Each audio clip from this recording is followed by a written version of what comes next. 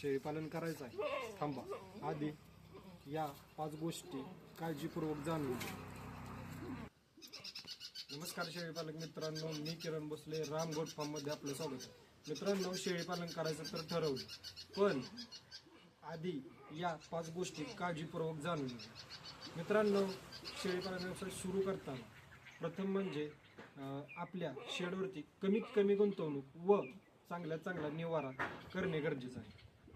2 number म्हणजे आपला स्वतःचा चारा व्यवस्थापन असणं गरजेचं आहे. व त्यानंतर तिसरी गोष्ट म्हणजे आपण शेळ्या खरेदी करताना या कमीत कमी सुरुवात केली पाहिजे.